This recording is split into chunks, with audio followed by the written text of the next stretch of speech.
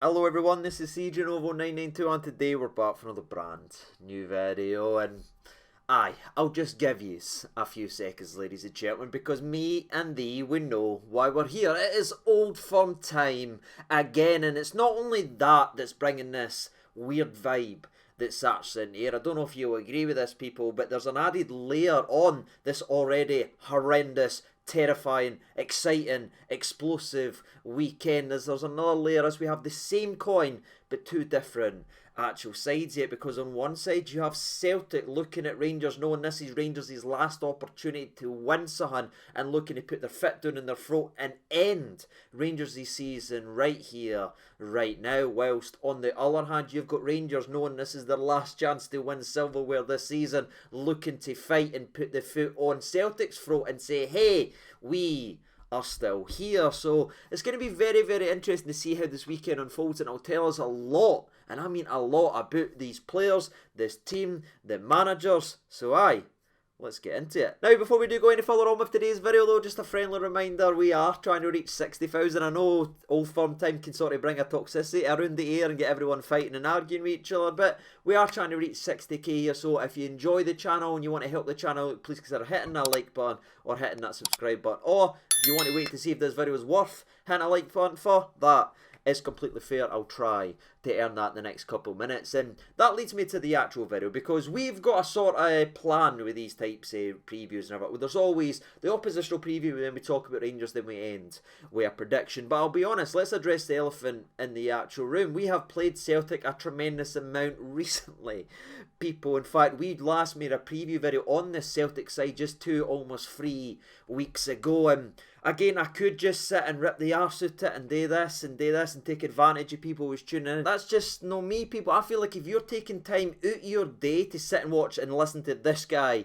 talk about football, it's got to be actually for a reason. There needs to be something said that you want to discuss and talk about, or an argument put forward that you want to answer. Me sitting here reading out the status quo, again ripping the arse out it because it is an Old Firm, is pointless, and I didn't ever want to take these actually for granted. So I thought, let's rip up the old formula for today's video. Let's not settle for status quo and let's just actually have a conversation, me and the about this game, because it is absolutely huge. I know some people are doing it in the dumps and everything because of the way the league seasons went, and they're maybe calling it this and calling it that and calling it even a foregone conclusion, if you will, but there is still so much they actually play for going in to this game. And not only again from the Celtic end, who's looking to put down Rangers and make sure they win nothing this season, but I'm looking at it for this Rangers perspective. These players have failed us and they owe us not only a performance, the more, but they owe themselves a performance and actually just show a wee bit of sun by stepping up to the plate and winning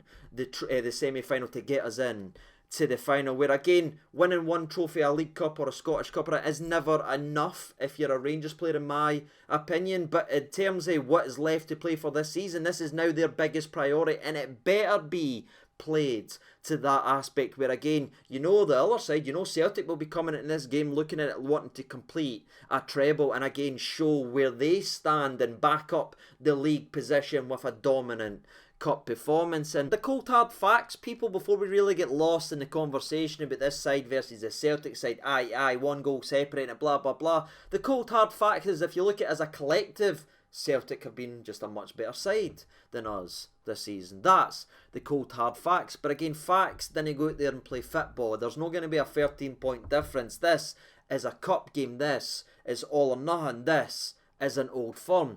Have the players got in? Yes, we've not had the win, and that is not good enough. I'm not going to sit here and cheerlead, oh, we played well, or anything like that. But if we're actually having a football conversation, there hasn't been one single game that Celtic has blew us out the actual water. Our mistakes have absolutely massacred us in these games versus Celtic. The Ibrox game, the first one under Michael Beale, we were pathetic in the first half and looked scared of Celtic. Then we responded, and then we done a howler at the end.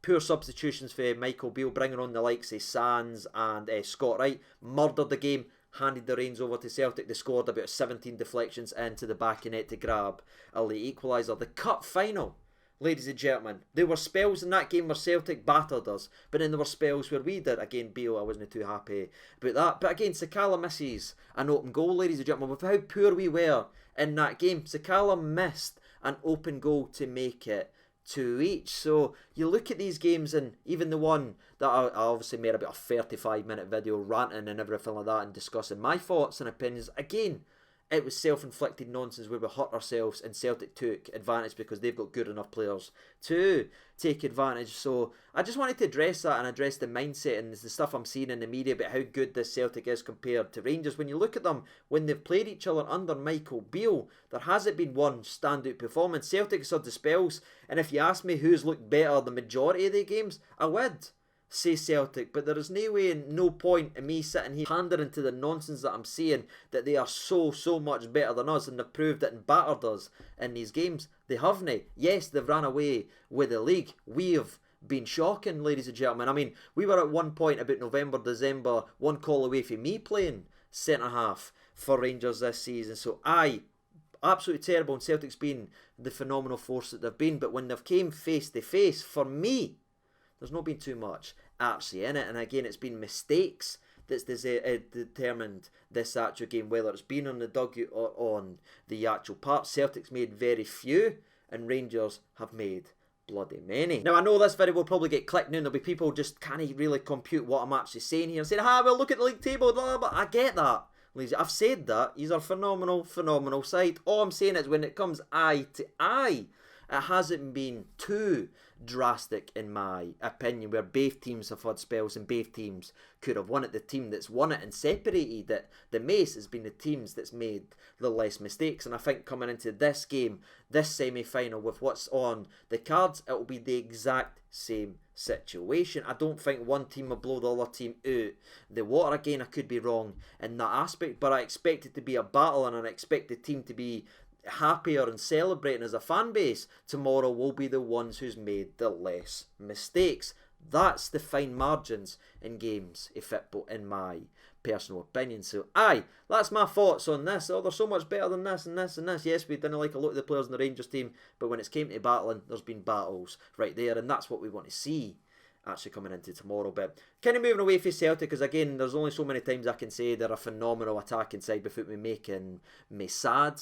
Ladies and gentlemen, let's move on to the Rangers then, because we're not a phenomenal attacking side. I wish we were, trust me, and we'd be a hell of a lot better position than we actually are if we had two strikers who could finish anything but their dinner, people, and finish what's left of my black hairs, turning them into grey, because neither one of them knows what the offside rule is. But we've had opportunities, and even we look at the Aberdeen game, because we talked about how laboured Celtic were, blah blah blah. We go beat 2-0 versus Aberdeen in our most recent game. That's the game we come into. But pulling it back to the way Celtic played against Kilmarnock, they put that game away, taking their chances in the first 27 minutes. How many chances, how many 1v1s, how many clear-cut opportunities did we have in the first 30 minutes to kill that Aberdeen game off? That's the differences right there, in my opinion. They're just better going forward. But there is one last thing to play for this season, so can we get one last tune out of a couple of players who is moving on at the end of the season? And I'm not going to sit here and talk about Morelos. I made an entire video just 2 days ago discussing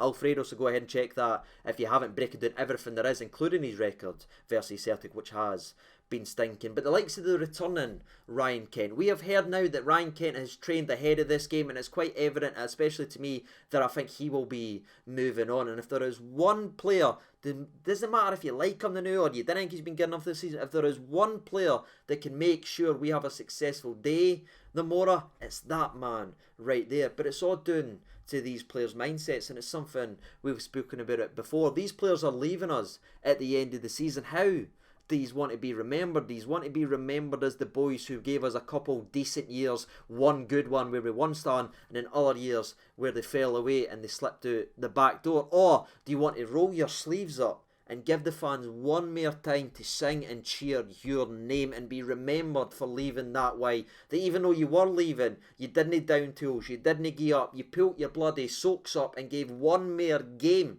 to the fans, because it's no next month's league game or anything. That's done, people. That's irrelevant to us. The one game that matters to this fan base now is the game, the Mora. So any of these players, if they've got anything about them at all, will turn up and actually be who they can be. And I've been thinking on a mindset, grow up and show up. That's been sort of in my mind, and it might be because I'm still angry about the weekend, but just grow up and show up. Actually turn up at Hampden and play like you actually know there's a surface below your feet, because we haven't been anywhere good enough. We've paid far too much respect to Celtic, especially at Parkhead. If we can actually start the game, no have a spell in a game of 25 minutes, we can start and meet them right there, we will be successful, in my personal opinion. I believe in the team that way, but again, I know the odds are heavily stacked against us going into this, but there is players there, especially now the fact that we found out that Connor Golton is also trained ahead of this game, and that man right there, I know he's 50%, 50 if you will, and everything like that, but you know that guy is going to be playing in that game tomorrow. If he's able to move his feet like this, people, he will be out there tomorrow, because he knows what this means and he fights for this club. He's the voice, he's the leader, he's our defence, people, and if he can go out there, he will get out there. And I mean, the only saving grace from this actual season is the fact that everyone who used to whip this laddie and mock him and say this about him, this about him, this about him, because the guys on the bench he's fought were better, now actually understand and appreciate Connor Golton is our defence. And that's why he's CB number 1. And honestly, that's all I've really got to say, people. There's no other breaking team news. I mean, Hollander's pretty much done. That's been confirmed now in the press conference, but it's something we made a video on 3 months ago. I told you he would never pull on the Rangers jersey again. He's still seeing a specialist. He's still nowhere near ready to play. It's been over a year and a half. You'll never see him again. He's leaving at the end of the season, at the end of his contract. But in terms of players returning for injury, that is it. Golton, Kent, Lowry and Scott Wright have all trained ahead of this game, but I believe it will be the first two we actually see played, and I want to see Ryan Kent. It's been a while since I've seen the laddie. Just give us one mere memory, please, Mr. Ryan Kent. But that is it, ladies and gentlemen. I just wanted to have a conversation. It might be terrible. You might not like this style of video and prefer me doing it the other way, but there's a couple of wee things annoying about, and I can see the clickbait. I understand the ins and outs in the media and the Twitters, and they try and twist things, but I wanted to speak about the points differential and how good this Rangers team is compared to how good this Celtic team is. Every time they played each other, it's been one goal separating it. That's the facts that's actually out there. It doesn't matter how you feel, that's been the facts, and again, they didn't care about your feelings. So, aye, ladies and gentlemen, it's all to play for when they make aye to aye. There's no excuses, there's no all this, there's no all that. You either turn up, do your job, or you get your P45 at the end of the old season and be moved on, in my personal opinion. And that's it. Regarding predictions, it's not going to take a like a scientist or anything like that to realise that I'm going to go 2-1 with this one, people. I'll just go for it. Why not? You know what I mean? You back your team, win, lose or draw. I always will. Rangers, turn up, please. That would be fantastic. What about you? Let me know your thoughts and opinions. How you feeling about this game? Do you have any confidence? Do you feel like this? Let me know down in the comment section below. Until tomorrow, after the game, I've been Siege over 92. Thank you so much for watching, and bye.